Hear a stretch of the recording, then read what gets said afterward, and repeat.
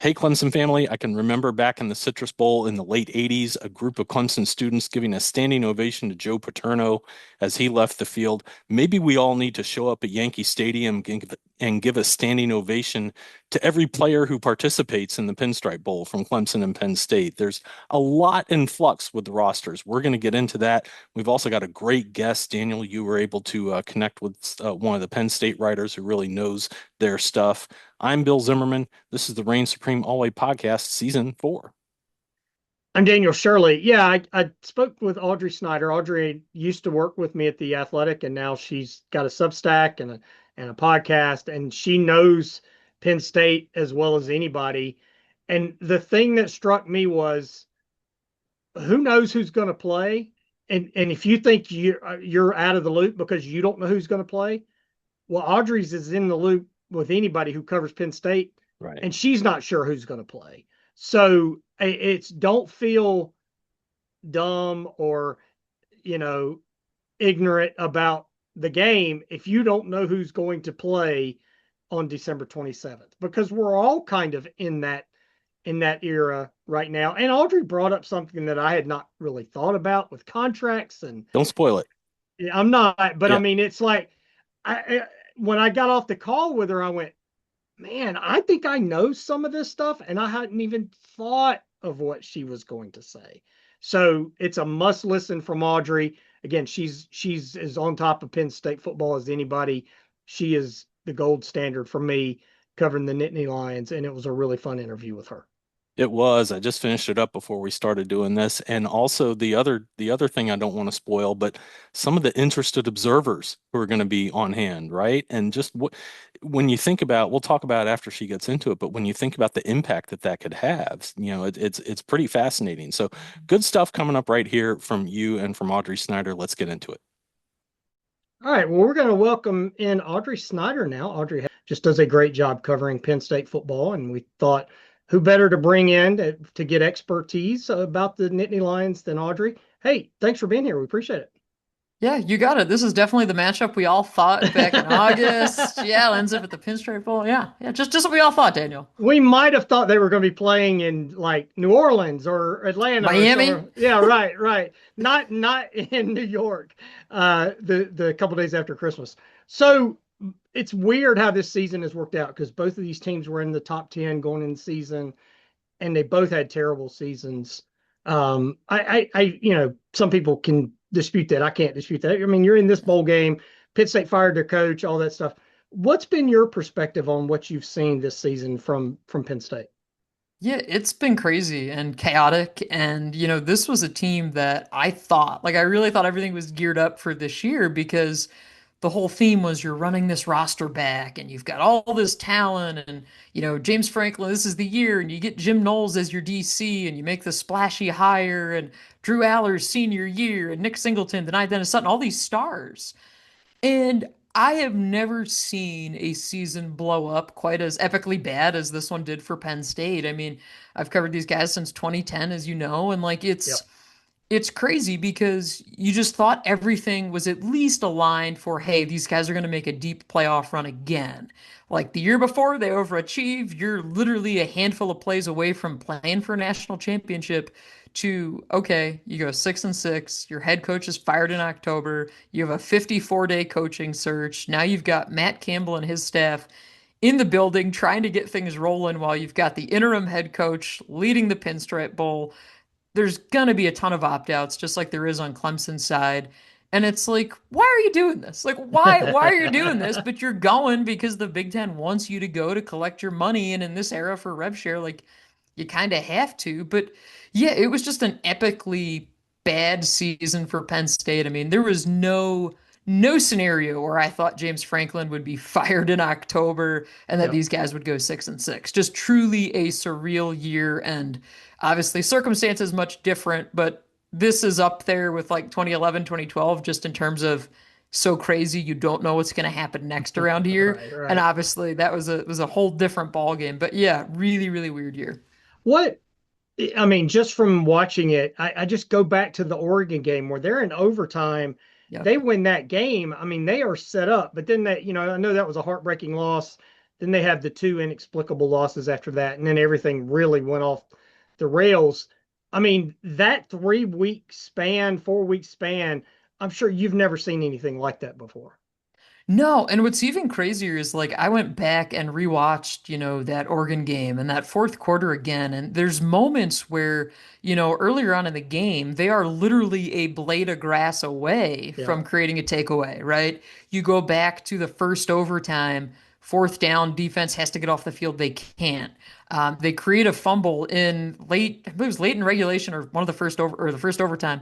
They create a fumble, the ball just doesn't bounce their way. right. And I mean, you go from that to, oh my gosh, like you lose to UCLA on the road, interim head coach. Like UCLA took it to him. And that was the moment when they're losing to UCLA where I was like, oh, like this might actually be like we need to have the conversation about James Franklin and this maybe being the end. And then you go from that to the Northwestern game. And Daniel, that was just such a weird, the whole vibe of that game was like the fan base, it felt like so many people showed up just because they wanted to boo James. And it was just Right. like this team underachieved already. We've had enough. Fire this guy.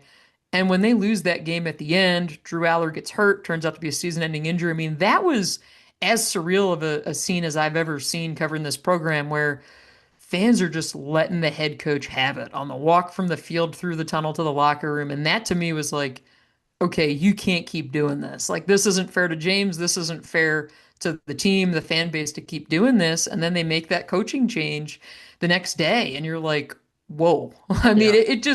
it was just absolutely crazy that the season completely flipped in October. So when you look at this team now, and again, like you said, there's opt outs. There's still, as we're recording this, about a week or so until the game. Who knows Yeah. who's going to play? Oh, yeah. We know Drew Aller's out. So if Clemson people turn on the game on the 27th, who should they keep an eye out for Penn State? Again, depending Yeah. on who opts Yep. out between now and then.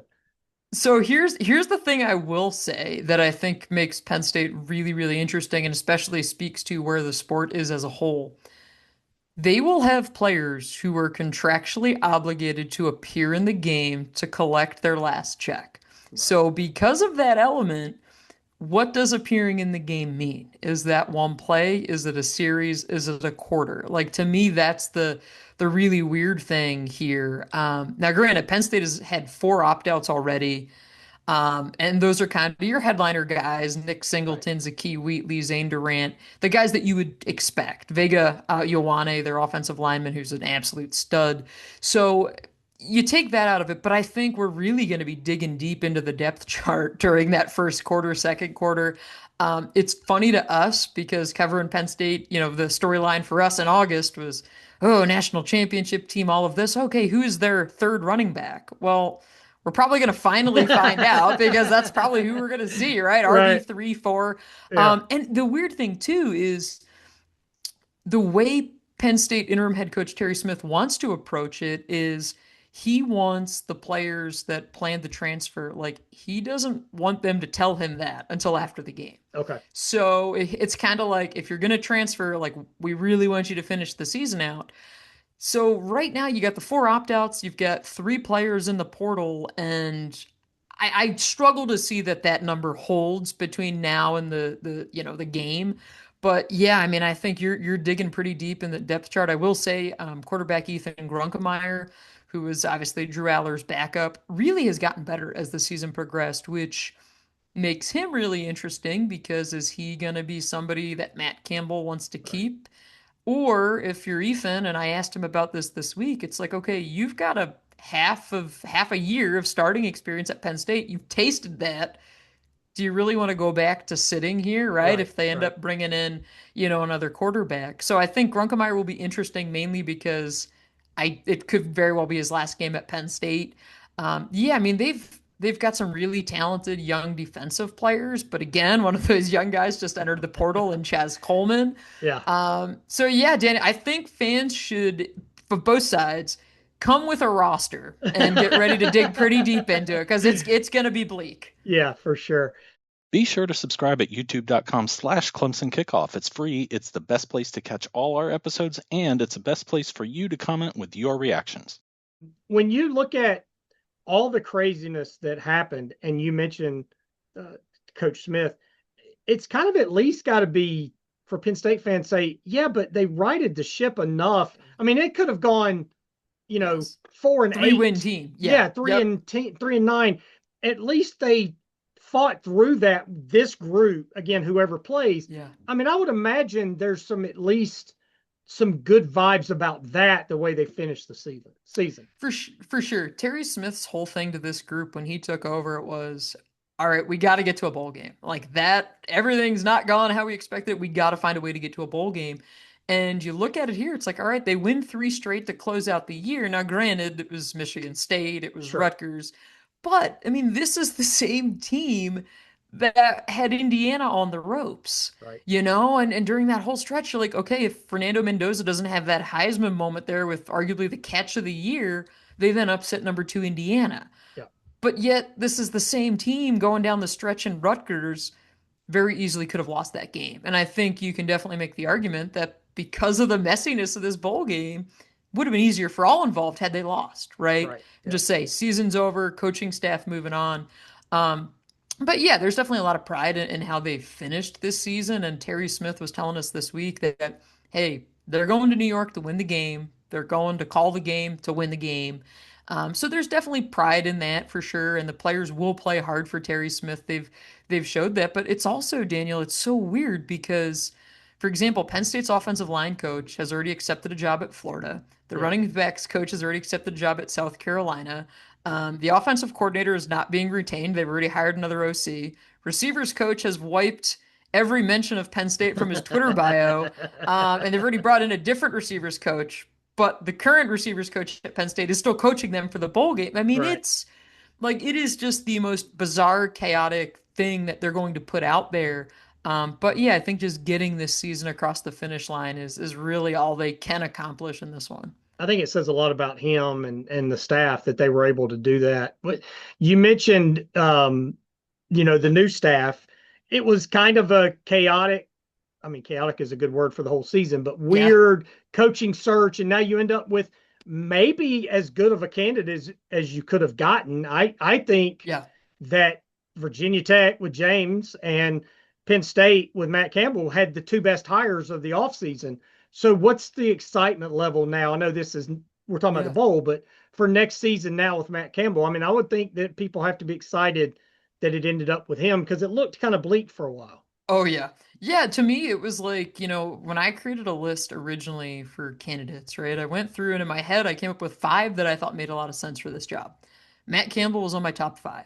When I narrowed the list down to three, and again, this was in mid-October, I had Matt Campbell on my list of three. And it's like, hey, you got to make a run at this guy, see if he's finally ready to leave Iowa State. Like, Ohio guy just like has done so much with so little at Iowa State. And so complete turbulence getting the guy here, just in terms of like Campbell, his big thing, he loves to tell people that he doesn't have an agent, but like he does have someone who negotiates on his behalf, like once it gets to that point. But Penn State got hung up there. They couldn't get in contact with him. Then Kalani Sitake at BYU, that had gotten super far along in the Right. process to like they had plans in place to hire and introduce him. And it was like, all right, we're just going to wait till after BYU season ends and get that done. That blows up in a very public way. So yeah, I mean, I think fans are excited that you got someone who came in here and hit on what I think Penn State football wants to get back to being, which is like that toughness, that grittiness. And the other thing is, you have a staff that is going to take their talent evaluations to the bank. And Penn State under James Franklin always kind of got enamored with the 4 and the 5-star players, and you have to do that. Like I get Sure. that. That's how you're going to win more often than not.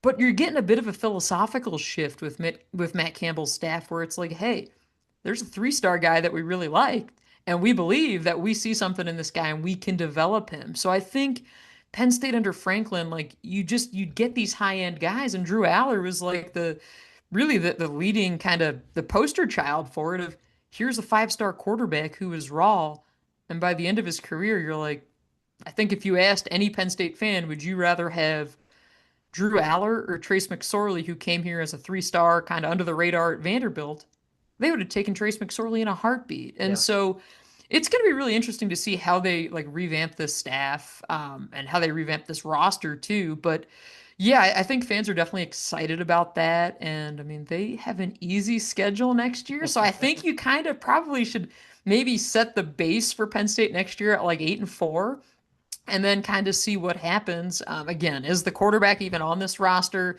Is it Rocco Becht coming from Iowa State? Very well could be. But yeah, I think fans are definitely excited. And I mean, Virginia Tech, I think you look at that there too, and you're like, yeah, this is a perfect fit. James Franklin is going to hit that place with like a level of energy and enthusiasm that that program needs. Yeah, I think both of those. It's odd that those, to me anyway, were the best two hires of the off season. Well, thank you for doing this. We really Yeah. appreciate it.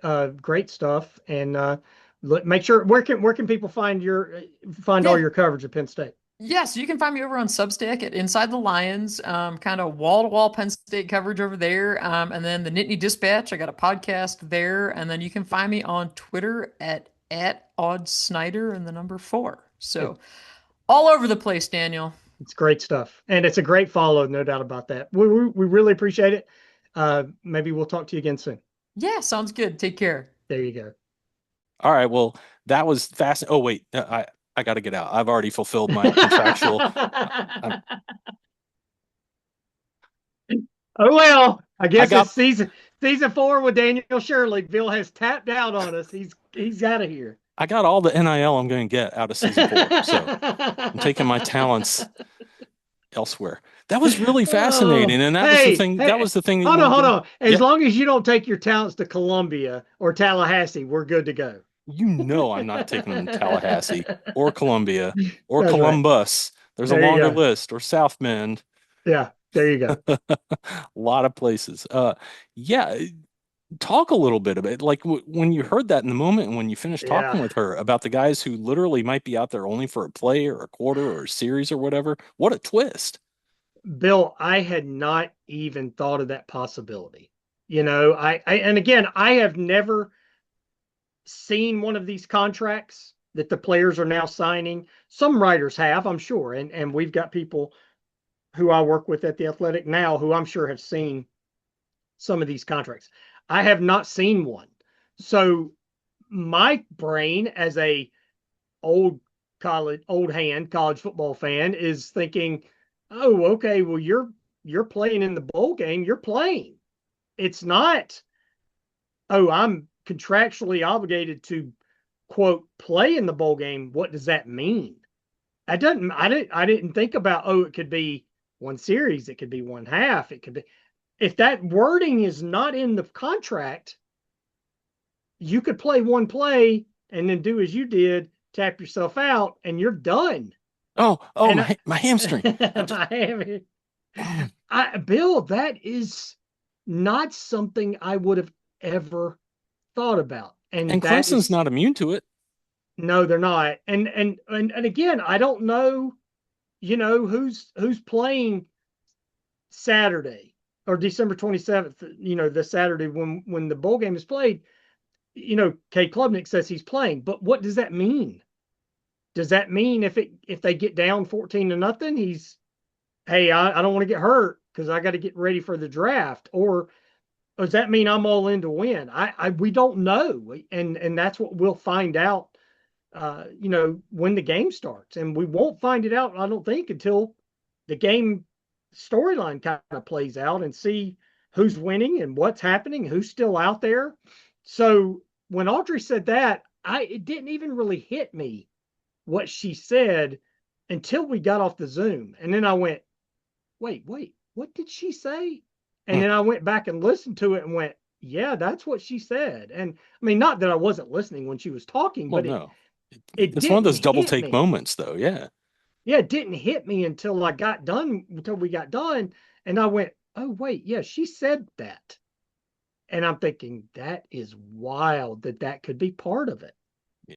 Connect with us on social media. That's at Clemson Kickoff. Whether you're on Twitter, Instagram, Blue Sky, or Facebook, you'll find us there.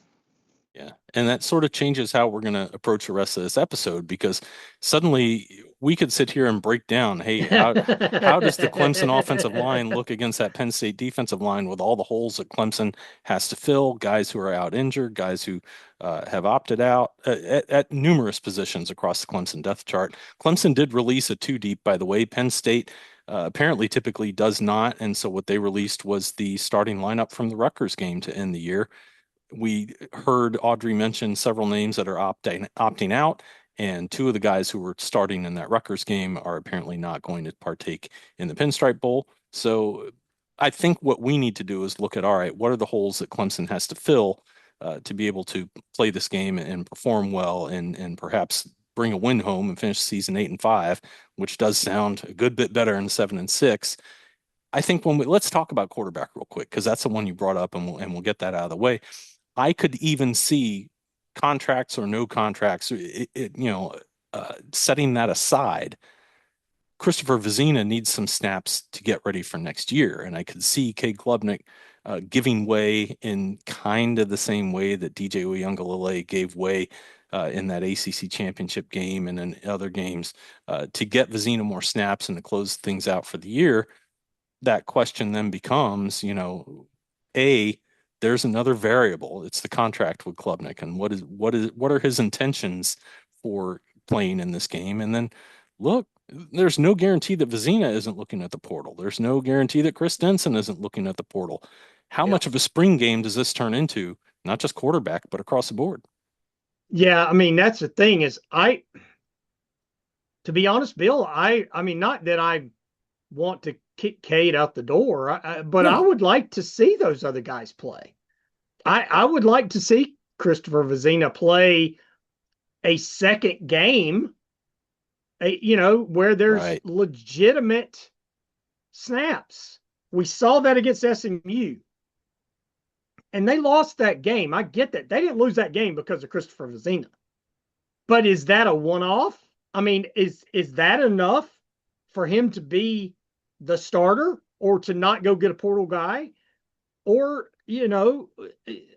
or does he say, hey, I played my one. We don't know if he's going to, like you said, in January 2nd, he might be in the portal. Yeah. We don't know that. So I would like to see him play some. I would like to see Chris Denson play. I almost look at this as like an NFL preseason game of Cade plays 2 series and then Vizina plays the rest of the first half, then Denson plays the second half or whatever. And I'm sure, I doubt that's what the coaches are even thinking. No. I doubt that. I doubt that very seriously, knowing Dabo Swinney and knowing his focus. His focus is on winning this game and whatever it takes to win this game. But you also, look, you do want to be careful. You don't want Cade Klubnik to go blow a knee in the third quarter when they're down if they're down or up by 21. I mean, I mean, we've been critical of Cade Klubnik for sure a lot the last 3 years. We don't want him to get hurt. Right. We do want him to have a chance to have that next step in his career, because obviously if he goes and has a great NFL career, that looks good for Clemson. But and he's a good dude. I mean, he's not. I mean, he has done nothing to embarrass our alma mater. So and you don't cheer for anybody to get hurt anyway.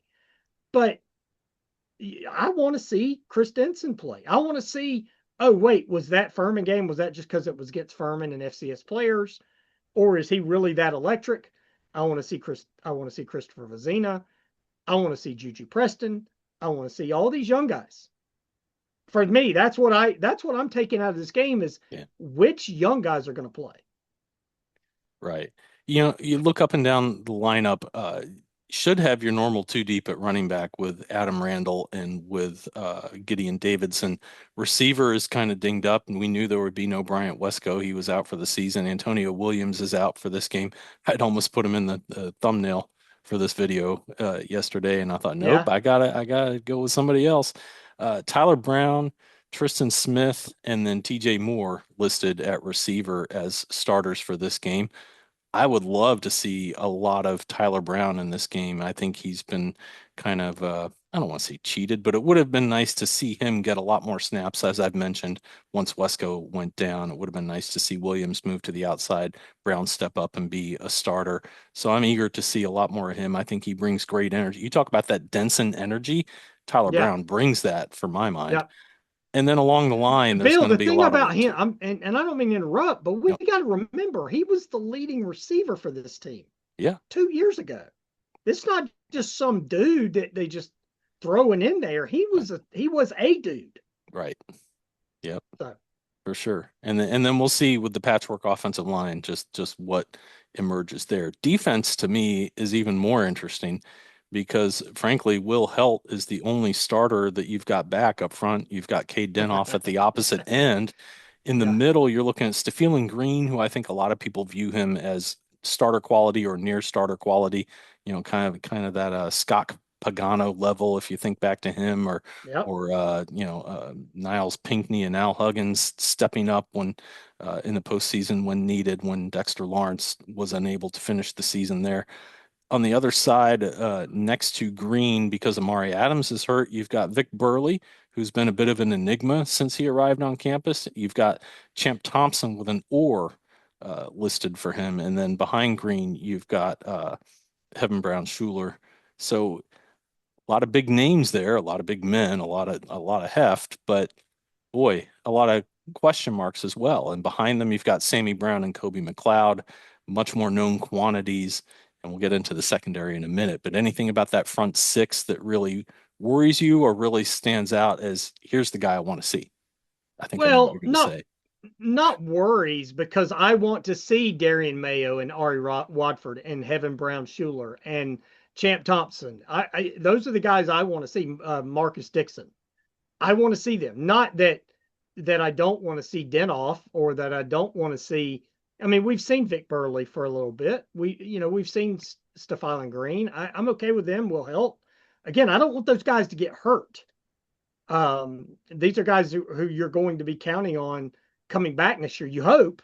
Yeah. We'll find out 5 days after the game. I mean, But Helt has committed to coming back, well, I so mean, I there's one. mean But yeah, a Burley and lot of that Green group, and yeah, for any of sure. those guys that I just mentioned might be Right. saying, "Well, I'm out of here," after the game. So, um, Or early you in the know, game. well, to Audrey's point, early in the Yeah. game, I also would like to see Jeremiah Alexander play next to Sammy Brown. Yeah. That's what I would like to see. But maybe he hasn't been training enough at that spot. I don't know, but because we don't see practice, we don't we don't live anywhere near Clemson. So, but I do. I think there's enough bodies there, young bodies, that excite me about watching that. Yeah, I want them to win the game, and now I mean, anytime Clemson plays, we want them to win the game. But I want to see, oh, well, wait, what are these guys? What is Darian Mayo? What is Ari Watford? What is Heaven Brown Schuler? What is Champ Thompson? Those guys are young guys, and it would be great for them to get 45, 50 snaps in this game.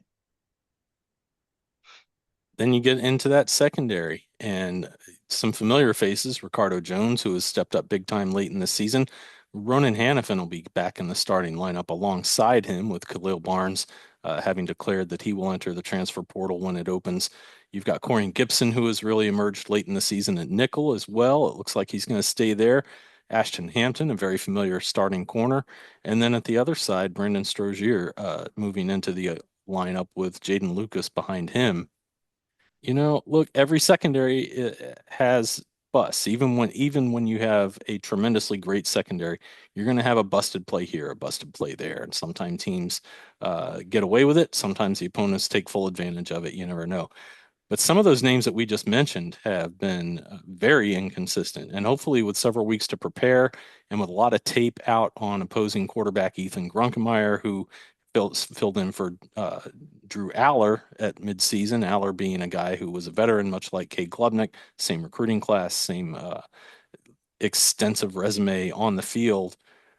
Grunkemeyer, as Audrey said, has kind of been coming on of late. So You don't know which way that's going to go. Does the additional time to prepare allow a secondary like this to kind of keep him limited, or is Gronkemeyer on a roll and able to take advantage of what Clemson has to put out there on the field?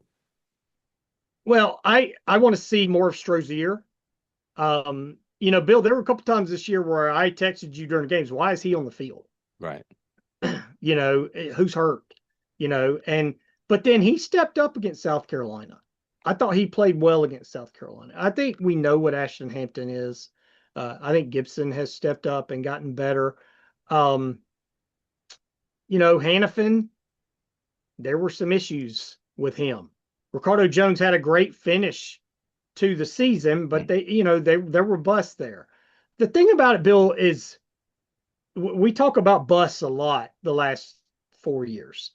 Well, there were busts with Brent Venables too. Oh yeah. But I was talking to somebody about this the other day about the Alabama-Oklahoma game in the playoff. The thing about Brent Venables is he's going to bring pressure. And if it gets home, then you're gold. But there were busts when Brent Venables was the defense coordinator at Clemson. There were big plays given up by Clemson. Remember the playoff game, the tight end O.J. running Howard. down the sideline. O.J. Howard more than once. And then the next year it happened again. So right.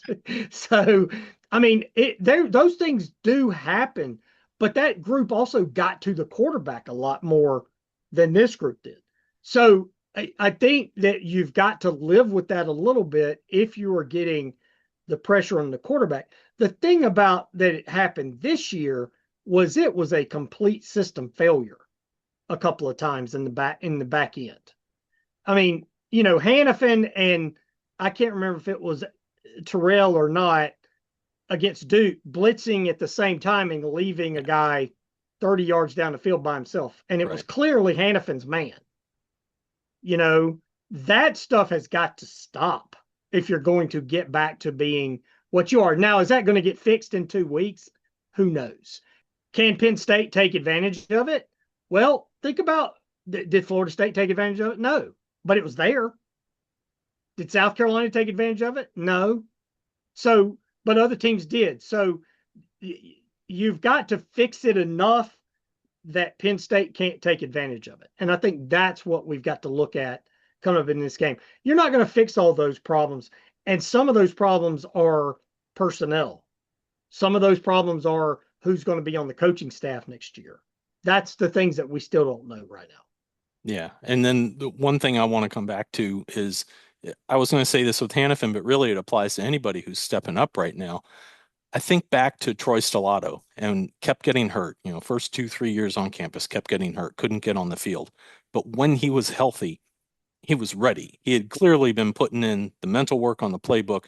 He'd been doing the things he needed to do once he was physically ready, and he was able to capitalize. He wasn't a starter, but when he was in the game, he looked like he belonged. And that's the challenge for these guys right now. And not that we're in the locker room and able to tell them this, but that's the challenge. The guys who emerge in this game will be the guys who put in the work while we're recording this, while we've been doing our homework, while you've been interviewing Audrey. They've got to be in their playbook. They got to be in those meetings. They got to be talking to teammates, talking to coaches and saying, hey, you look at a guy like Ronan Hannafin who lost a starting job mid-year. Did he go in and put in the work and now he's ready to shine? That's the kind of moment that I'm talking about. Feeling Green, we know. Will Helt obviously ready. Cade Denoff, I think Cade Denoff is a better version of himself. Well this year. I thought he was a better version of himself. Now that's not to too. say he's all world and gosh darn, I wish he could start next year.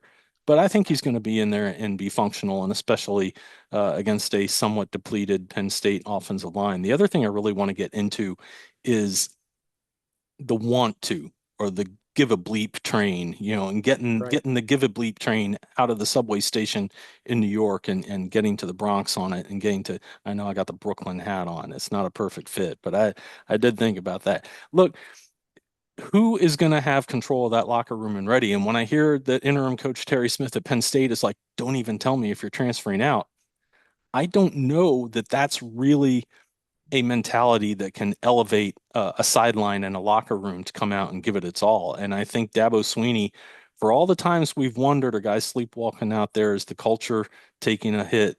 I think Dabo Sweeney can get to you during a game and say, hey guys, here we are. Let's go win game. We only get, 13 of these this year. This is your last one. You don't get to do this again until August, And you no may matter not where ever you're get going to to do be. it again. Some of these guys may not ever get to do it again. And I Right. look, that's not to say Terry Smith won't talk about those things, but will it be too much of a hard left turn from involving this with, oh, well, if you're going to transfer, don't tell me yet. And then also, the extra set of eyes, which I alluded to, the interested observers. Matt Campbell's going to be there. The new wide receiver coach is going to be there, but not coaching. So those guys are going to kind of be at a distance, and that's going to leave some of these players potentially trying to be in the moment, but also wondering, hey, Am what, I, yeah, right. Am I the you know, right fit? Yeah. right. Am I under the microscope? What are they thinking while I'm doing this that I'm being asked to do? So I don't know. How do you view that sort of psychological challenge for Whew. both teams?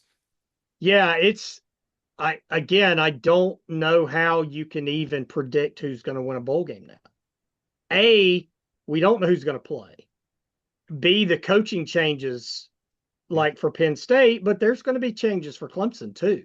And Yeah, and who knows for sure that they're not going to be back after the game. And are they still putting their focus on this game, or are they looking for a job? and Or do they're their saying, players know that they're out and they can right, kind of go out and freelance that maybe and they I think. can coast and do whatever I want to do and Right. not there not be any punishment for that. Not punishment, but any, accountability Yeah. for that. So I don't know how you can ever say for sure who's going to win a bowl game anymore. But I do know that traditionally Clemson under Dabo Sweeney has shown up for these games and has shown up for most games. Yeah. I mean, the Georgia game a couple of years ago, Clemson got blown off the field, but it was a 6-3 game at halftime, and I'm not going to go down we're, only a couple plays away train, but when's the last time Clemson looked like it didn't want to be there? Now, it has not played well Right. and it has done stupid stuff, but there's not been an effort issue. Look, I'll go back to a Clemson game. You want to talk about effort issues. Remember that bowl game that Clemson played against California where it looked like the Citrus whole Bowl. team went out? Yeah. Went Another out and Citrus Bowl. Yeah. partied the hour before the game and looked like they had never played football before. Right. I don't see that happening. But we don't know. Bill, we questioned the leadership about this group for what, 6 weeks, 10 weeks, 8 weeks Yeah.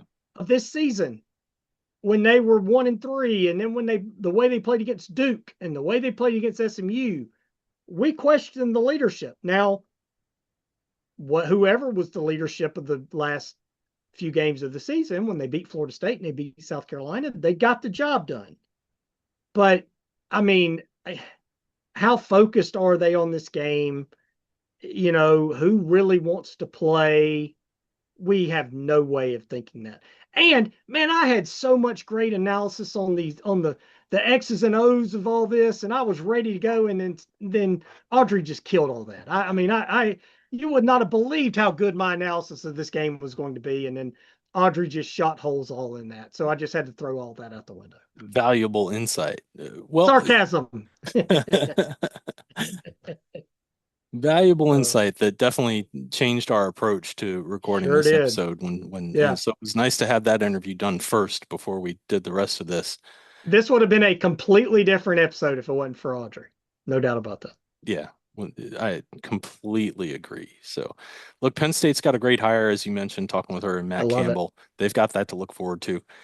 It's fascinating to think, all right, well, what are some of the dominoes that could fall in Clemson? I would imagine, tell me what you think. I would imagine the decisions on Clemson staff, whether they're going to be back or not, assistant by assistant, analyst by analyst down the line. We've heard about some that are moving on to Samford already, but the ones who are still coaching and taking part in this game, I would imagine those decisions are done, and maybe there's some, all right, we won't announce it yet, A, because of the game, B, because of the portal, C, to try to give these guys a chance to find a landing spot before it comes down to an outright firing. If some of those decisions have been made to part ways already, do you think there's a lot of that those decisions are made, or do you think there's a chance for some of these guys to kind of keep their job with a good performance in this game with a makeshift unit? I tend to think, Dabo has said he hasn't made decisions yet. And I'm not saying Dabo is going to tell us everything he's thinking, Right. but I don't think Dabo Swinney is going to outright lie. If he's told a guy, you're not coming back, I don't think that guy would be coaching in this bowl game. Now, in his head, he might be thinking, hey, this dude's not coming back. He's not going to be on my staff next year. I don't think he has relayed those thoughts to whoever the coaches are, whether they're going to be back or whether they're not going to be back. The big one is Garrett Riley. Is he going to be back? I don't think Garrett Riley is coaching in this game knowing I'm not going to be back next year. Now, there might be somebody watching this video and says, oh, well, you're the biggest fool ever. He does know he's not, or he's coming back or he's not coming back. I don't know.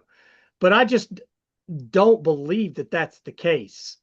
Some of the other ones, there's been a lot of rumors about a lot of the staff. I just feel like when Dabo says he wants to let the season play out, I tend to believe that because I don't think he's going to outright. I mean, he said that. Now if he hadn't said anything, okay, we might have a different answer to that. But he said he's going to let the season play out. So I tend to believe when he says something like that. It's interesting, and it does make it tougher to make these hires if he's leaning a certain way, but not fully committed to making that decision. It does slow things down. I've seen some impatience on social media in the message boards among fans who, this guy's got to go and that guy's got to go, and why don't we have someone in here already? And how are we going to be able to recruit the portal? You've seen them on my text too, by the way. Don't lie. But that's usually when Clemson is only leading by 3 in the second quarter. They don't belong on the same field with this team, and they're up by 14. Yes. Exactly. That's the crazy Daniel. And then, you get out of the heat of the moment. I get out of the heat of the moment. We both think a little more clearly through things a few hours removed from them singing the alma mater as they leave the field. Yeah. Have you, I don't know how much time we have left, but have you rethought any of the staff changes that you and I have kind of talked about, like that you want to happen? I mean, there've been a couple. I don't know. I mean, you don't name anybody specifically because I don't know that that's appropriate for us to get into. But there's been a couple that you and I have talked about a lot. Yeah. And that I've been pretty adamant about that I think that need to happen. There's some I want to wait and see. I mean, let's say Riley. We talked about Garrett Riley. There's chance for him to go be a head coach or whatever. There's been a lot of rumors. He was asked about it this week. Right. And so I think that one's fair to talk about. He said, I plan on being back. That's my focus. I almost want to see him coach Christopher Vizina with a healthy offensive line and that group and see, was it just that was the wrong fit at quarterback with what they were trying to do offensively? I don't know, but I have kind of waffled a little bit back and forth on that one. A couple of the other ones, I'm like, no, I'm not changing my mind about that. And they might be back. I don't know. But have you rethought any of those since the season has ended? There's a big, and you don't have to name specifics, right? Well, I will mention Riley though specifically. Like, there's a big pendulum for me back and forth, and I've talked about this. Like, is it Riley with a bad? I don't think it's a bad system or a bad scheme, but is it a lack of feel for play calling? Is it failure to develop Cade Klubnik, or was Cade Klubnik just never a good fit for this system? Was never going to learn the things that needed to be done? Wanted to, as he has said before, take control of a game. Wanted to emulate his idol Johnny Manziel and just improvise and freelance and go off on a riff and take those long scrambles backward and sideways and feel like he can outrun everybody when it's been clear that he does not have a quicker first step than a lot of the guys pursuing him.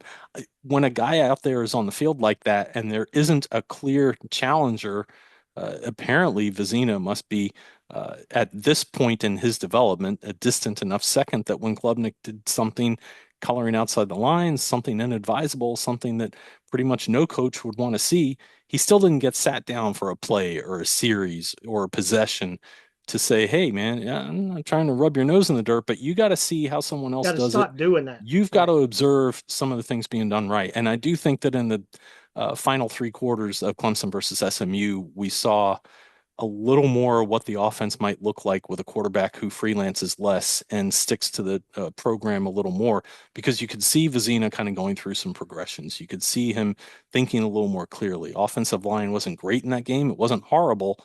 He did take some sacks, and he's also not the quickest, most fleet of foot guy.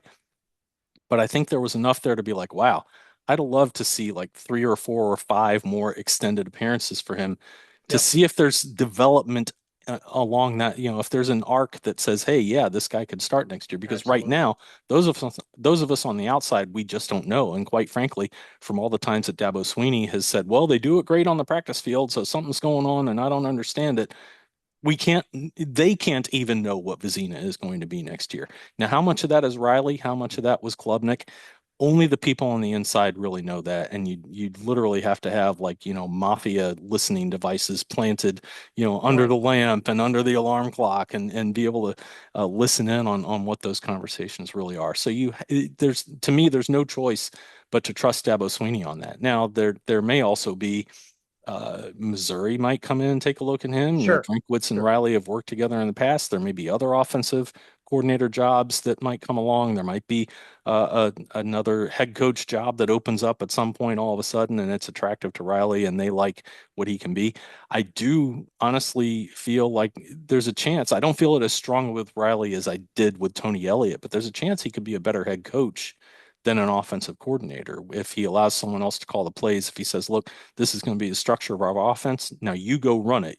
Here's the keys. Here, drive. Um, Others, I haven't really. There's one that I've soured on a little more, I would say.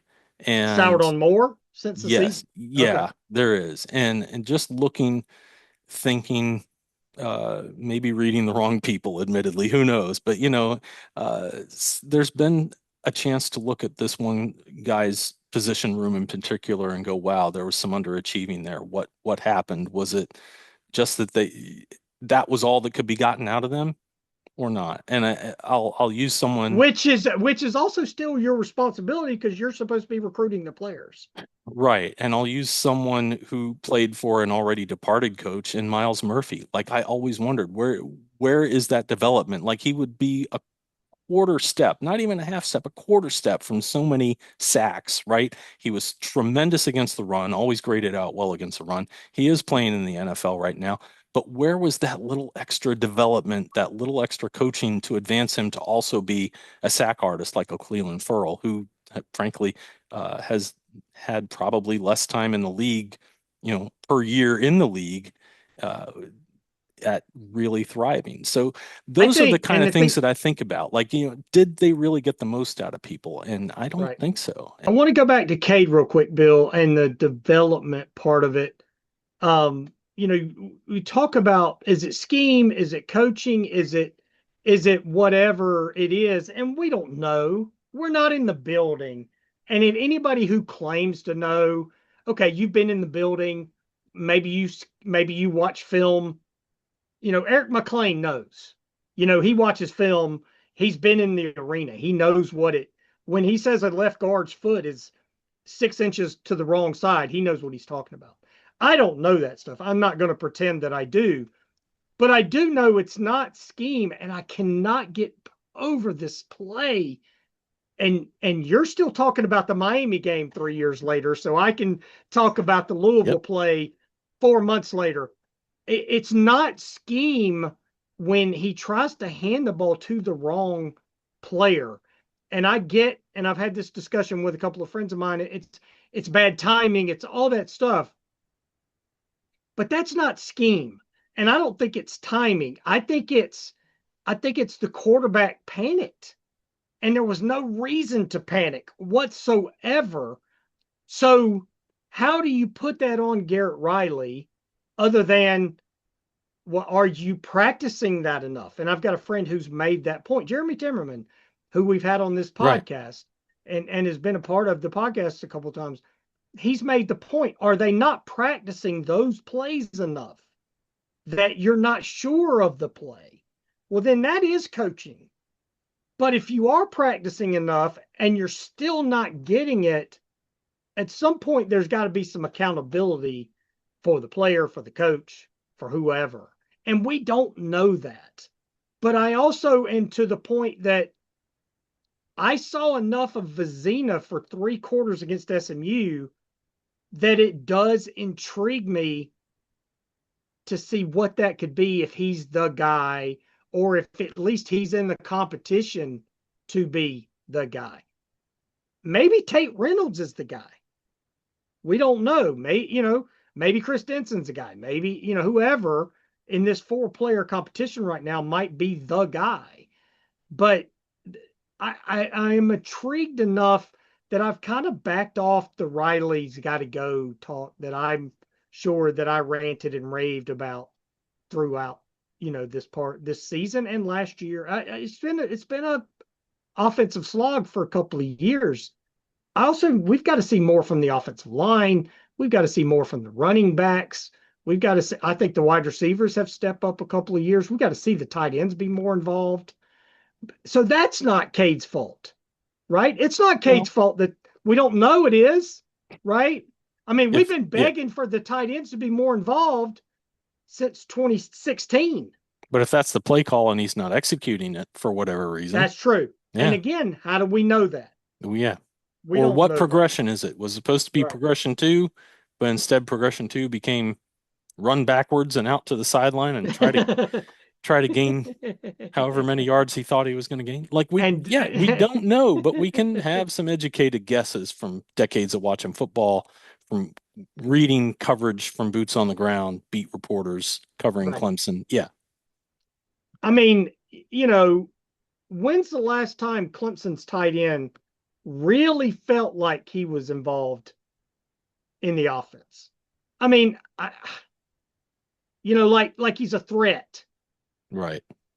I mean, we felt like they've been underused for a couple of years.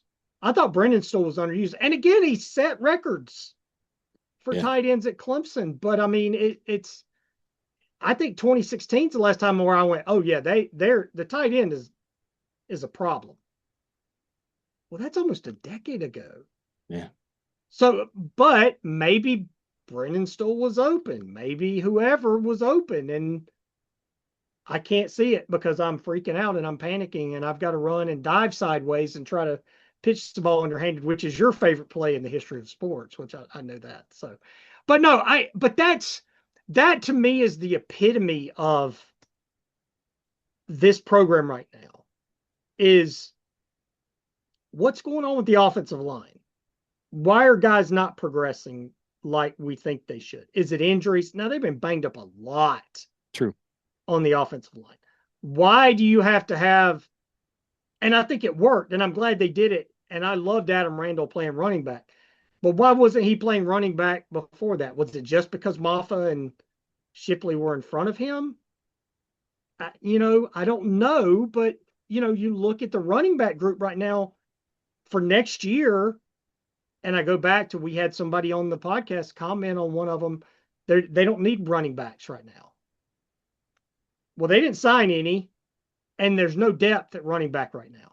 They're short on bodies for just pure bodies. Right. The depth. Yep. Right.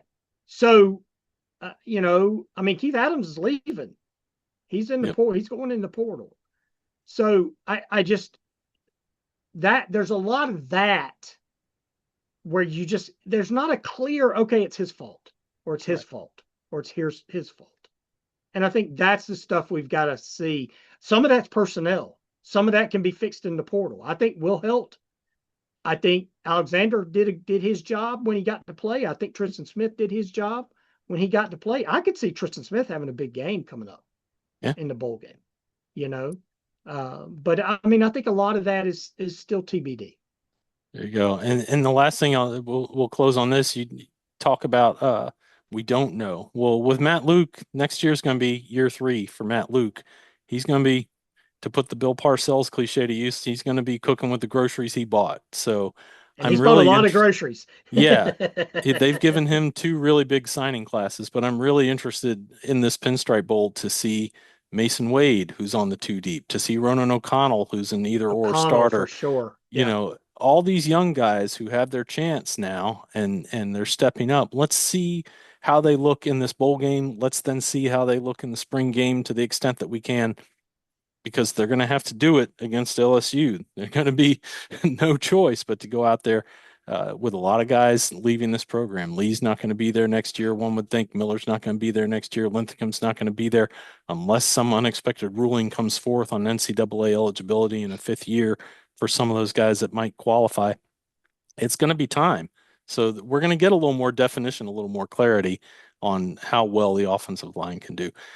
Lots to watch for it, lots of little things to watch for in this Pinstripe Bowl coming up. Hope this really shone a light on a lot of it, even though we're not Vegas sharps and we're not going to go out and guarantee a victory or an over-under or anything like that. Hope this has been an enjoyable watch and a little bit of a view past the Pinstripe Bowl into the future as well. Speaking of future, it's going to be time for basketball season soon, to be the focus. And then before long, baseball is going to get ramping up too. So we'll take a look at all those things in the coming weeks and months. And of course, transfer portal, we will be on top of that as news starts breaking with players coming to Clemson and any more guys who might declare after the bowl game that they're leaving Clemson. We'll take a look at all that too. Plenty to talk about, plenty to think about. Get your comments in there as well. Until our next episode, I'm Bill Zimmerman. I'm Daniel Shirley. And I got to say this before we leave. I'm gutted for Zach Foster. I Oh, just yeah. gutted for him. I Good thought, addition. I'm like, that dude is something that Clemson hadn't had in a long time. So hopefully he can be back next year. Just absolutely feel awful for him. But I'm Daniel Shirley. Go Tigers.